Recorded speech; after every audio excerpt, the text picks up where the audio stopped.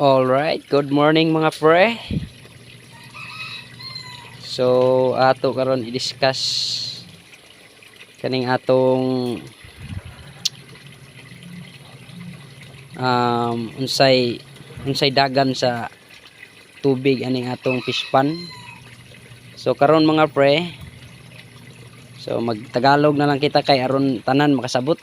So ngayon, i-discuss natin to isa-isa dahil dun sa mga nag-request kung paano gumagana yung ating concrete pond. So itong concrete pond natin dito, itong nasa gitna is kukunti pa lang yung lamang tubig, almost nasa 40% pa lang siguro to o kaya 30% kasi meron siyang mga African catfish fingerlings. So hindi muna natin to pinapagana, hindi kasama to.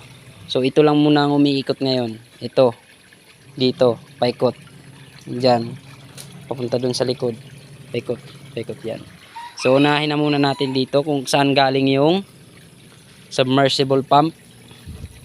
So mga pre, dito nang gagaling yung submersible pump mga pre. So himay-himay natin to mga pre. So ayan yung submersible natin mga pre. So ayan, so hindi nga lang makita kasi may mga aquatic plants dyan. So discuss na lang natin yan. Nakatali yan mga pre para hindi matanggal. Ang brand ng submersible na yan is Aquaspeed 4000. So ganyan siya kalakas. Ayan yung ano niya, ayan yung buga ng tubig.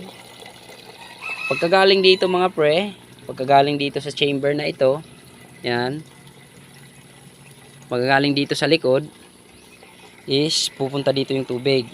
Yan, pagkapunta dyan ng tubig, bababayan sa ilalim ng PVC pipe na yan, number 4. Tapos dadaan dyan sa ating filtration system. So ang nakalagay dito sa chamber na to, maliit lang to guys, ano lang to, 1 meter ang haba hanggang doon. Tapos yung ano nito, lapad is mga half meter o yata mga ano lang, mga 1 foot lang siguro to, mahigit o kaya 16 inches. Ang haba naman nito is 1 meter galing doon sa ilalim. Tapos meron siyang drainage dito, maliit nga lang yung drainage niya guys. Ayan o, nagkamali ako dito guys kasi maliit lang yung linagay ko, di 1/2. So kailangan natin yung palitan, pero sa ngayon for the meantime, so hindi na muna. Tsaka dito bababa guys yung tubig na nagagaling sa ilalim. So ayan guys, kung nakikita nyo, malabo nga lang kasi maaraw, maraming lumot guys, malinaw yung tubig. So dito bababa, naglagay naman ako dito ng PVC na 1.5 inches. Ayan, 1.5 yan guys. Ayan, kung hindi ako nagkakamali, 1.5 to. Okay, so dalawa yung linagay ko para yung ibinubuga nung ano na ating submersible pump is hindi mabulunan itong dalawang to. So ayan, galing dito sa loob, yan, galing dyan, yan, papasok, pabuga dito yung tubig pababa. So meron na tayong dalawang waterfalls. So pagkagaling naman dito ng tubig, ayan, may mga isda ko dyan, yung mga aquarium fish natin nandiyan dyan. Sobrang linaw na ng tubig guys. Ayan o, malinaw yan guys. Malumot nga lang yung sa ilalim, pero sobrang linaw niyan guys. Personally, malinaw talaga yan. Ayan o, malinaw yan. Okay, so medyo naiintindihan nyo na guys. Tapos dito naman, naglagay ako dito ng mga aquatic plants. Ayan, tanim ako dyan. Tapos meron tayong nagpropagate tayo ng Madre de Agua. Ayan, nabubuhay na. So katapos naman dyan guys, naglagay naman ako dito ng isa. Dapat guys, dalawa din yung ilalagay nyo dito.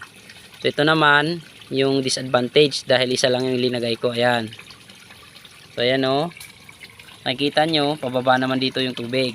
Ayan, so yan, ayan yung buga ng tubig niya, mas malakas kasi isa lang. Minsan guys, pag may mga dumi doon, mga dahon ng mga mangga, pag hindi nyo nabantayan, mabubulunan siya, so aapaw dito. So kailangan mas mataas din yung allowance dito. So ito guys, maliit lang yung allowance. So siguro mga nasa 1 inches lang yung allowance niyan. Oh, kayang tumalo ng isda. Dapat mas mataas. So ayan. Paggaling dyan ng tubig, pupunta naman yan dito. Yan, papunta dyan. So kayo nang bahala guys kung lalagyan nyo ng mga filter media dyan. Sa akin lang naman guys, linagayin ko lang ng mga aquatic plants. Ayan o, aquatic plants tayo dyan. Ayan. Tapos dito naman guys, nandito yung PVC. Number 2 naman to guys. Ito yung PVC, yung butas niya nasa itaas. Nasa itaas yan guys, tubig. Ayan, pabuga dito sa kabila. Ayan. Yan, sa itaas yan guys. Dito naman sa pangalawa guys, ayan, pangalawa, napakalinaw ng tubig guys, oh. Kitang kita. Dito naman sa pangalawa, chamber na to, dito ko ilinagay sa ilalim. Yan guys, kung nakikita nyo, nasa ilalim siya, yun oh. Nasa ilalim yan guys, iisa lang din. Number 2 PVC, ayan oh. Nasa pinakababa. So, palabas dito. Papunta dito yung tubig. Pagkatapos dyan, dito naman guys is nasa itaas. Ayan. Nasa itaas yan. Yan, nasa itaas yan. Hinarangan ko yan ng, ng net para hindi makalabas yung ating mga swordtail pabalik dito. Kasi yung mga pinapalaki natin dito is mga mollies. So dito naman yung mga swordtail natin guys. Nakaraan dito natin linagay yung ating mga tilapia, so kinuha na natin, inarbis na natin, kaya yung mga swordtail na lang yung mga natitira dito.